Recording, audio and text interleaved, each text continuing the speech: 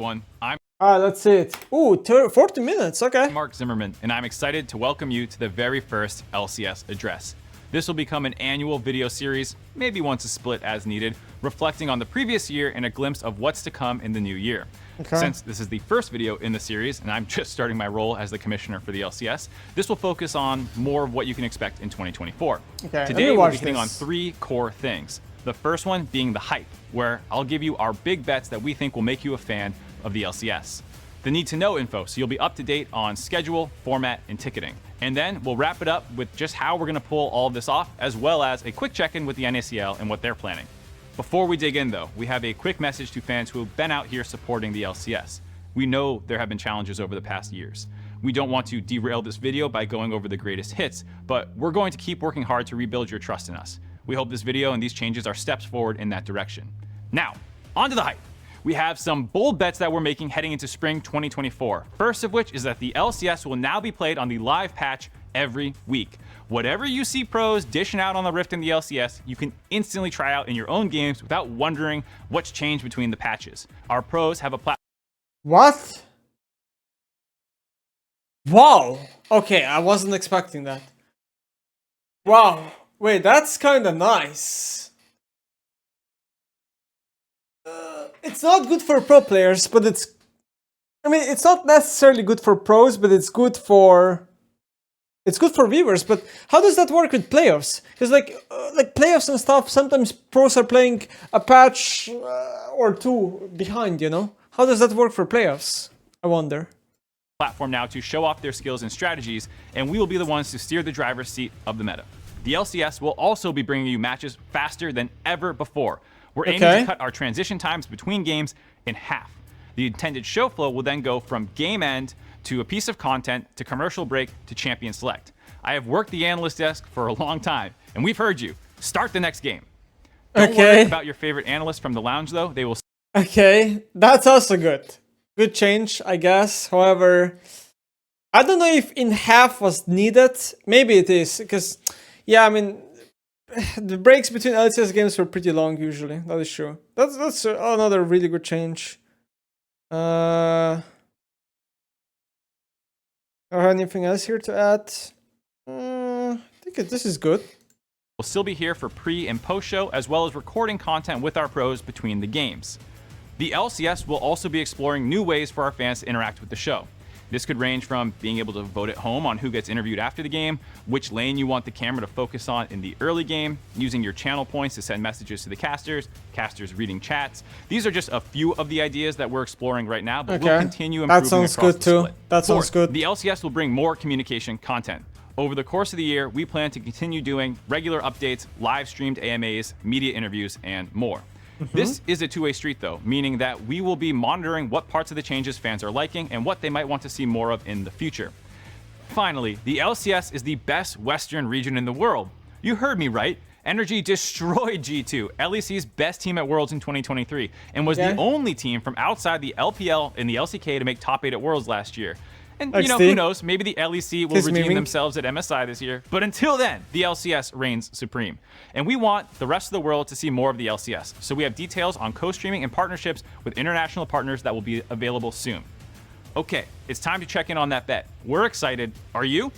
If we haven't managed to excite you yet, then let us know why in the comments. What is the next area we can look to improve and innovate on? Before we move on, I quickly want to acknowledge the scope of these changes. We are excited to pilot these changes, and there are very likely to be some hurdles and challenges as a result. In 2023, we made a lot of changes to deliver the best product for fans, and so we ask for a bit of patience and grace as we continue evolving the LCS. We are also excited to take these lessons from our changes and share them with other regions should they resonate with fans. Along this vein, I also want to acknowledge and thank all the hard work from the LCS teams to kick off this year. There are so many people within the LCS putting in the hours to get this ready for the upcoming season, and I cannot thank them enough. Let's now go over the all you need to know about the upcoming year.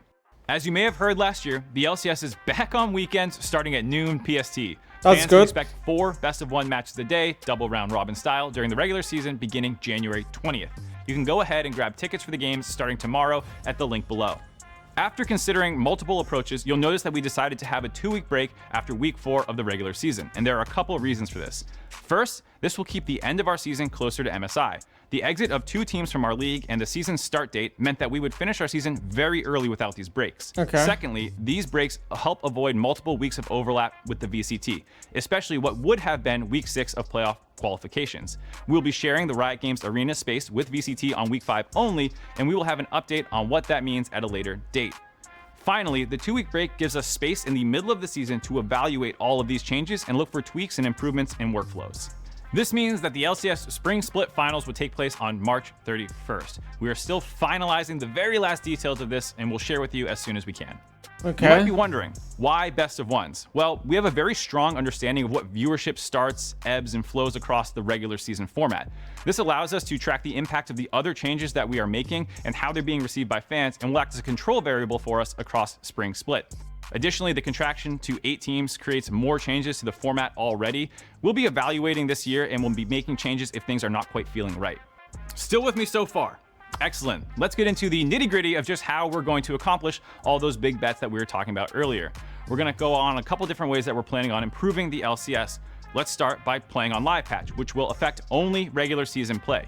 As I mentioned earlier, we want the LCS to become the place to watch when a new patch drops. And this, of course, means that fans can take anything they see straight into their own games to try and gain that sweet LP. I think that's a good change. Now, this also means that our pros will not have to practice on 2 different versions of the game during the regular season. And then they'll be able to shine on a global stage with whatever the latest big brain builds and strats are. Okay. To accommodate these changes, we'll be keeping one of the tournament realms updated to PBE. This will allow us to look ahead and see what's coming down the pipeline from League, as well as always have a practice environment even before the patch hits the live server. That's good. That's As good. we implement this live patch play, we'll be closely monitoring the pro player experience and taking notes. Second, one of the most consistent pieces of feedback we've heard across all the years is that fans want the next game faster. Data shows that... Wait, is this video just repeating? No? What? Wait, what? Is it just repeating now? He's going into detail. It's a breakdown. Fans tend to tune out when the Nexus explodes, and they stay tuned out basically until the next game is on screen. Our goal is to update our current process by pre-recording the draft. Starting this season, we will look to have teams complete and record their draft in the practice rooms during the previous game. Afterwards, they will head backstage to wait until the stage match ends, and then... What? What?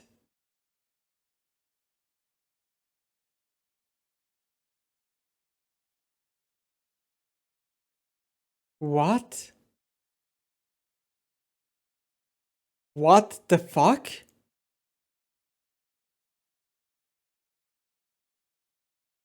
Okay.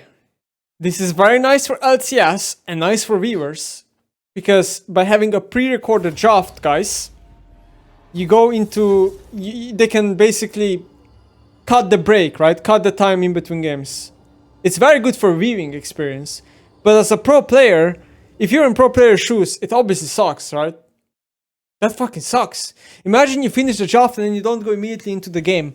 And then you have like another 10 minutes to discuss, look at their champions, guys. Do you guys think they're gonna do X and Y and Z and Y? You know, it's really bad for pros, IMO, but if you want a product to live, you have to simply put the product before the professional players. Like, viewers and LCS before pros. Like, that's just how it is, you know? Without viewers, you won't get pro players. So, obviously, viewers have an advantage here. But it's still, I mean, it's something new. As much as I dislike it, if I was a player, at this point, they need to do something in order to revive LCS, which I think, you know, we'll see how it goes. And they will perform their tech and ready checks. While those checks are going on, we will then air the previously recorded... Both teams allowed to do that? Yeah, I know both teams are allowed to do that, but I just think it's still lame as a player. champ select for casters to react to for the first time, just like they currently do. Our hope is that this new process will allow for a smoother and faster flow from match to match. Okay. There is one disadvantage when it comes to this, okay? And it's called... The disadvantage is that you won't get player reactions. Or will you? Unless they're pre-recorded, maybe. Like, what was hype in the past is casters would react to something in jump select, and then you would see it in a viewer's face, in a player's face, right? Player would like talk to each other, and they would have like 3 seconds 2 seconds left to lock in, then you get a crowd reaction when an X super entertaining champion was locked in. Now, maybe it's still like that because it's pre-recorded, but you know. What does this mean about our analysts, though? They will still be in the studio every day providing those pre and post show coverages, as well as some post-game coverage where appropriate when there are hype moments from the games. More importantly, though, this allows them to focus on creating content with our production teams, now freed from a lot of the traditional constraints of an analyst desk, i.e. only 5 minutes long, only with winners, it has to be live, and these sorts of things. We can use their talents in the studio space to create content that will resonate better with our fans to be aired on the most appropriate platforms. As an important reminder, this system and live patch play are only for the regular season. Postseason play will lock a patch as well as return to previous transition times to give teams the prep time between games. We will monitor both fan and pro player sentiment to these changes to improve and adjust as needed. Okay. The third thing we're looking at is increasing fan interactivity. We are looking to explore ways to deepen fandom and engagement with our sport by utilizing the tools on these platforms that allow fans to interact with our show. If you created a statistic that measured how much influence a viewer at home has over the channel they're watching, and you ranked all channels, esports broadcast would probably be near the bottom. And we want to change that and use this powerful tool for deepening fan investment and engagement with the live broadcast. Imagine if you were able to vote on which champion, lane, or player you find most interesting for the camera to focus on a little bit more in the early game, or voting on who you think is most to say after a match. And then we also want to find ways to encourage a back and forth between the casters and the chatters. These are some of the ideas that we're looking to explore, but we do not intend to over-index on this. It's about finding the right opportunities to level up the viewing experience to keep fans engaged and interested throughout the broadcast. Finally, community-focused content. If you've made it this far in the video, you know how seriously we are taking communication and transparency in 2024. We want to respect everyone's dedication and knowledge of our sport and to communicate often so fans understand our decisions as we work to build more trust and connection. We plan to do this through a regular cadence of updates, including AMAs, blogs, and more. Even if we might not always agree, know that we are listening. We are ready to make changes to make the league better, and that starts with fan input. But wait, there's more. That's it for now from the LCS, so I'm going to toss it over to Zach to give you the latest for the NACL. Thanks, Kavish. Hey everyone, my name's Zach, aka Riot Whoopley, and I have the absolute pleasure of leading the NACL. So, let's talk about what exciting things we have coming in 2024. Okay. Our biggest change is also the worst kept secret of the off-season, thanks to some talkative Pokemon. And that is that the NACL will be switching to Fearless Draft. Now, some of you may be familiar with it. Okay, he's talking about... Alright, so he's talking about the leaks of Wooloo, I think it was, where NACL is going to be fearless, okay? From the LDL introducing it in 2023. But for those unfamiliar, Fearless Draft essentially means that each team can only pick a champion once in a given series. Once the LDL introduced it, we spent a lot of time last year speaking with teams and exploring the format, and we're really excited about it for a couple of reasons. The first one is the developmental benefits associated around requiring a larger champion pool for aspiring pros. We also think that Fearless will make matches in a series feel more dynamic for fans, as over time, more and more champions will be introduced into the series. In moving to Fearless, the NACL regular season will also be moving away from a double round-robin best-of-2 to a single round-robin best-of-3.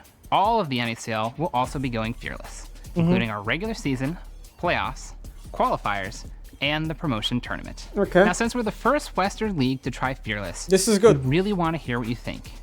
Please let us know over the course of the split if it's something that we should invest in more as a format overall, Very good. or just make some small changes heading into summer. Our second big bet for 2024 is that we want to make it easier than ever for LCS fans to watch NACL. Okay. That's why we're excited to announce that NACL will be going live every single day after the LCS. We also want to create more of a cohesive experience across the two leagues, so you may occasionally see NACL content featured on the LCS broadcast. Okay. Similarly to the LCS, we're also going to be playing on live patches and minimizing times in between games. Okay. Thanks, Mark. Nice. The last big bet that we're making in 2024 is something that we teased back in 2023, the Tier 2 Americas Tournament. Now, we aren't ready to share too many details on this yet, but we're really excited about the new competitive opportunity that this will present for Tier 2 leagues across North America, Latin America, and Brazil. Okay. So that's what we have coming in 2024. That doesn't sound For bad. more information on our spring season, make sure to check out the accompanying article, which will include the full schedule, our qualifier applications for the NACL qualifiers, and our co-streaming policy. It's coming back in 2024. Now, before I toss it back to Mark, in the spirit of transparency, I wanted to take a moment to talk about our approach to the NACL, as it's no secret that 2023 saw a lot of changes. Taking it back to the beginning of franchising, we originally had the Academy League, where 10 LCS affiliated teams would compete at the Tier 2 level. While that system definitely had its benefits, over time we started to hear more and more negative feedback, including that new organizations couldn't enter the ecosystem and invest in Tier 2, that players had no way to directly prove themselves and qualify into Tier 2, and they were completely dependent on scouts. And overall, that there just wasn't a good enough amount of Tier 3 support in the North American competitive ecosystem. This is why over time we've been experimenting with new formats such as Proving Grounds that created opportunities for Tier 2 and Tier 3 play to cross over.